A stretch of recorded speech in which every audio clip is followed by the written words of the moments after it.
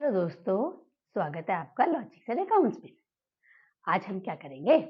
आज हम ना लिक्विडिटी रेशियोज करेंगे। हाँ, सबसे पहले देखें कि लिक्विडिटी रेशियोज क्या होती है। देखिए, लिक्विडिटी रेशियोज जो होती है ना, ये बताती हैं firms ability to meet short term liabilities. मतलब कि क्या फर्म के पास इतनी क्षमता है कि वो अपनी शॉर्ट टर्म लाइबिलिटीज की पेमेंट कर दे। देखिए दोस्तों, सबसे पहले हम इस बात को जाने कि शॉर्ट टर्म लाइबिलिटीज जो होती हैं वो कौन सी होती हैं, जिनको हम करंट लाइबिलिटीज कहते हैं। तो शॉर्ट टर्म लाइबिलिटीज का मतलब है करंट लाइबिलिटीज। इसके अंदर नॉर्मली क्या आते हैं? इसके अंदर बिल्स पेएबल आते हैं, है ना, शॉर्ट टर्म लोन्स हो गए, बैंक ओवरड्राफ्ट हो गया, एडवांस कोई हमने इनकम रिसीव करी हुई है, हाँ, क्योंकि इन आउटस्टैंडिंग एक्सपेंसेस हो गए, ये सब चीजें हो गई। तो ये हमारी शॉर्ट टर्म लाइबिलिटीज होती है, करंट लाइबिलिटीज होती हैं। फर्म के पास कितनी क्षमता है कि इनकी पेमेंट कर दे within one accounting period, within 12 months from the reporting date. ये इससे हमें पता चलता है लिक्विडिटी रेशियो से। हमें यहाँ पर यह भी जानना जरूरी है कि नॉर्मली इनकी पेमेंट कहाँ से की जाती है। तो दोस्तों, हमें पता है नॉर्मली जो शॉर्ट टर्म लाइबिलिटीज है ना, इनकी पेमेंट नॉर्मली की जाती है करंट एसेट से। यानी अगर हमें फर्म की कैपेसिटी पता करनी है to meet short term liabilities, तो हम चेक करेंगे करंट एसेट्स कितनी है, इसी से ही हमारी ये रेशियोज बनती हैं। तो आइए पहले मैं आपको नाम बता दूं कि कौन सी रेशियोज होती हैं जो हमारी लिक्विडिटी रेशियोज में आती हैं। तो दोस्तों, दो रेशियोज होती है जो हमारी लिक्विडिटी रेशियोज में आती हैं। वो कौन कौन सी होती हैं? पहली आती है हमारी करंट रेशियो। करंट रेशियो, ठीक है। करंट रेशियो का फॉर्मूला होता है current assets upon current liabilities, है ना। सीए माने current assets, CL current liabilities. तो ये मेरे एक छोटा सा क्वेश्चन है, आप देखिए सामने बैलेंस शीट गिवन है, हम इससे कैलकुलेट करते हैं। हम पहले सिंप्लीफाइड क्वेश्चन लेंगे जिसमें जो गिवन है बस हम उसको लिखेंगे, फिर थोड़े ट्विस्ट भी लेंगे। तो पहले हम इस वीडियो में, आज के वीडियो में तो सिंपल से पॉइंट्स लेंगे। Current assets upon current liabilities. अब देखो इस क्वेश्चन में करंट एसेट्स कौन कौन से हैं? इन्वेंट्री है, ट्रेड रिसीवेबल है, कैश एंड बैंक है, प्रीपेड एक्सपेंसेस हैं। ये सारे हमारे करंट एसेट्स ही तो है ना। फर्म इनको यूज करके करंट लाइबिलिटीज की पेमेंट करेगी। तो मैं अगर करूं तो ये आ गया हमारा करंट एसेट्स 25,000 की हमारी इन्वेंट्री, ठीक है ना, प्लस 58,000 के हमारे ट्रेड रिसीवेबल्स। ट्रेड रिसीवेबल्स क्या होते हैं? डेटर्स, बीआर, इनको मिलाकर कहते हैं ना, ठीक है।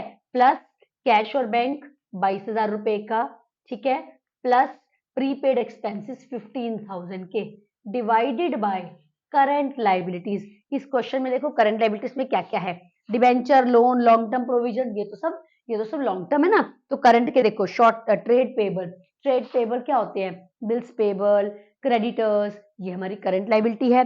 शॉर्ट टर्म लोन्स, जो कंपनी ने लोन ले रखे हैं शॉर्ट टर्म के लिए, शॉर्ट टर्म मतलब जिसको कंपनी जल्दी वापस कर देगी, within 12 month from the reporting date वापस कर देगी। बैंक ओवरड्राफ्ट, ये भी करंट लाइबिलिटी है। आउटस्टैंडिंग एक्सपेंसेस, ये भी करंट लाइबिलिटीज है।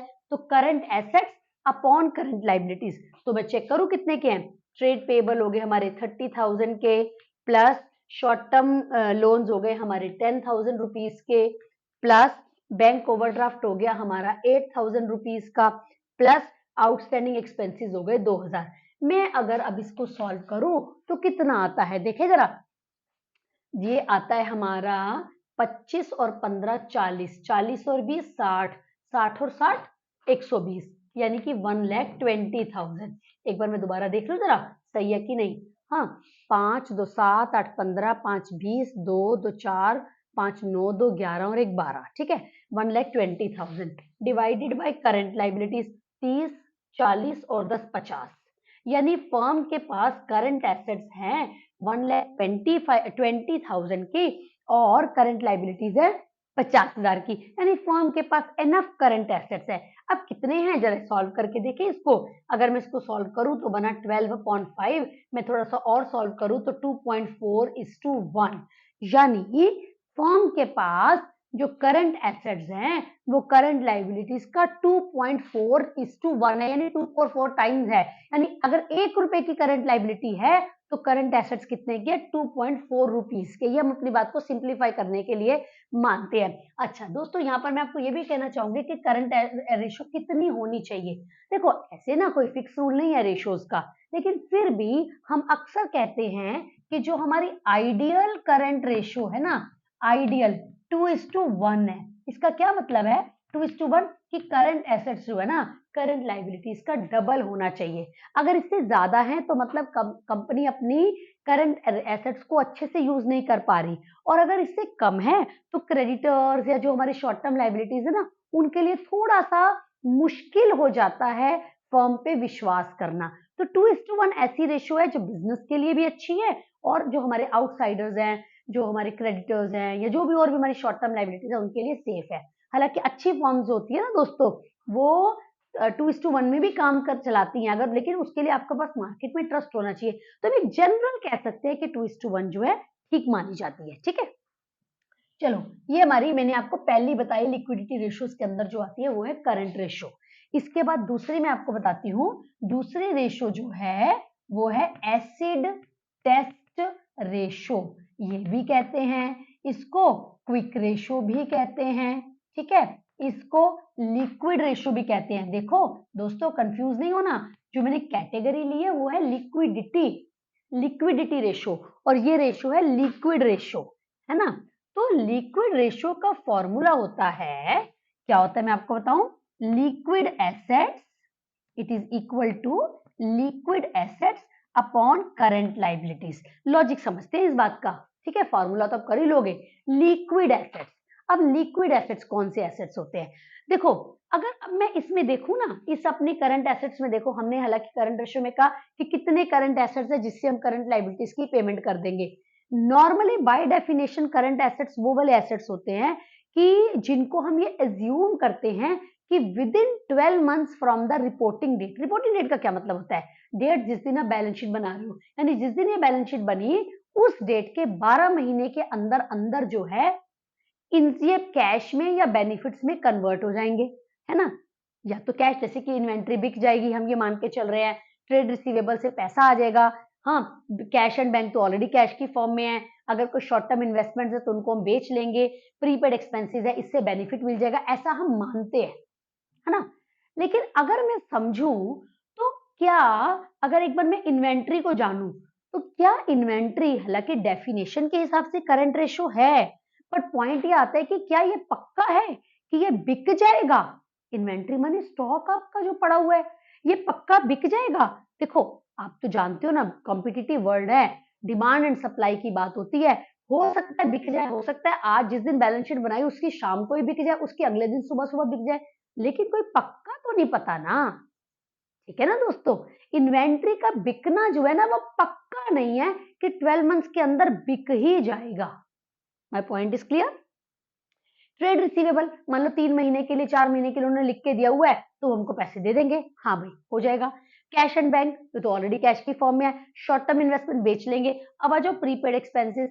प्रीपेड एक्सपेंसेस वो एक्सपेंसेस है जिनको आप पहले से ही पैसे दे चुके हो। अब देखो पहले से ही पैसे दे दिए, क्या इनसे कैश मिल जाएगा? क्या इनसे कैश लेके हम करंट लाइबिलिटीज की पेमेंट कर पाएंगे? नहीं।